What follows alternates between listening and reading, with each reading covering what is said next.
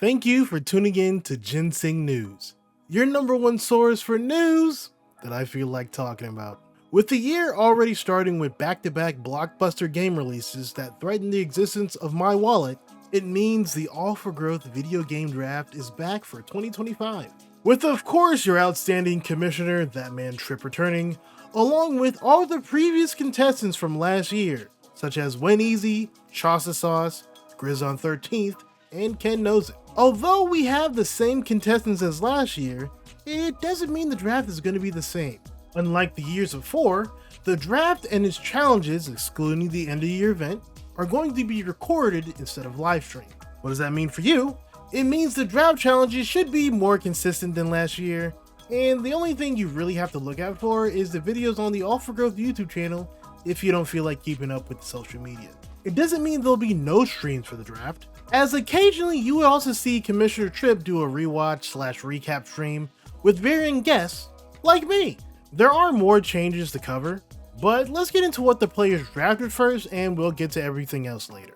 Starting with 2023's champion, KenKnows, who drafted Mario Kart 9, Pokemon Legends ZA, Avowed, Little Nightmares 3, and South of Midnight.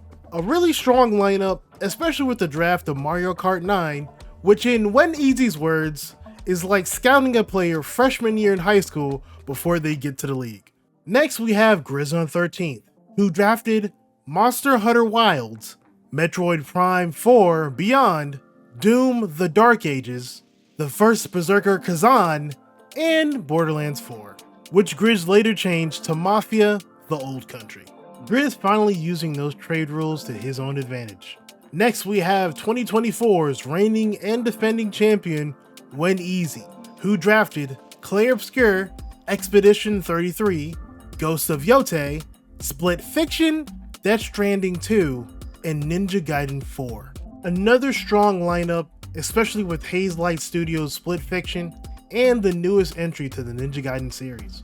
And lastly, we have Chauce with GTA 6, Fable, Elden Ring Night Rain, Slay the Spire 2, and Like a Dragon, Pirate Yakuza in Hawaii.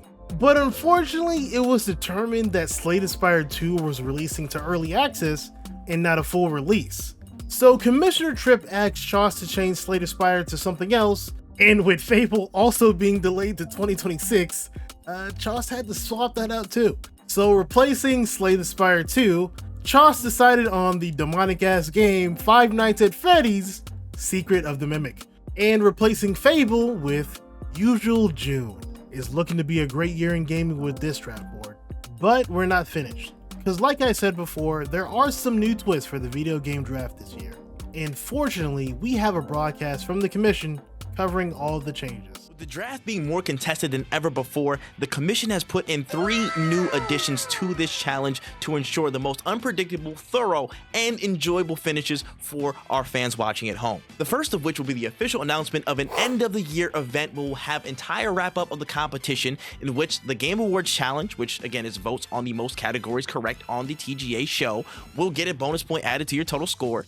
In addition to the Game Awards challenge, we will have 2 other bonus picks on display and up for grabs this year, including Game of the Year pick, which means having the Game of the Year actually in your squad of 5 games at the end of this draft will get you an extra bonus point added to your total score. And the second bonus added to this year's festivities is Challenge Champ, which means the person with the most challenge wins throughout the year will have an added bonus point for your score. And that's not all that's changing this year, as the draft is adding a repeat winner advantage, where upon winning multiple challenges, participants will gain the ability to add an additional power-up space on the wheel that they so choose.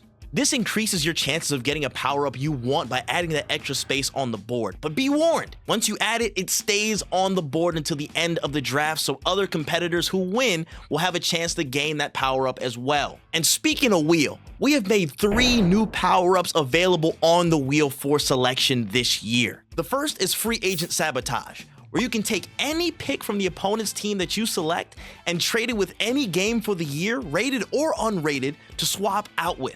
Next, we have the Ringer, where you quietly choose a player, and if that chosen player wins the next challenge, you take their spin at the power-up wheel and take that power that is spun. And last but certainly not least, it's the free pick, where you have the will to choose any power-up that you so desire if you land on this space. We also have news on the first draft challenge for the first power-up from Commissioner Tripp, which was also going to be a spelling bee, but was later changed to something else. Salutations, good people of the internet. This is your video game draft commissioner, that man Tripp, and I am here to announce a bit of an adjustment for our draft challenge games. Now, due to some internal player protest and in the essence of fairness, we will be shifting away from the spelling bee challenge here to open up the draft challenge games for the year. But in its stead, for 2025, our opening contest, our opening challenge will be a GeoGuessr challenge for our participants. Yes, who can be the geographical giant and guess the closest to the location that you see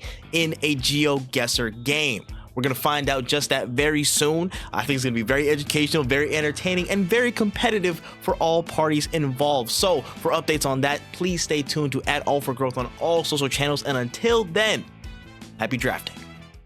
Thanks, Tripp. Can't wait to see how our players do. And that's all I have for you.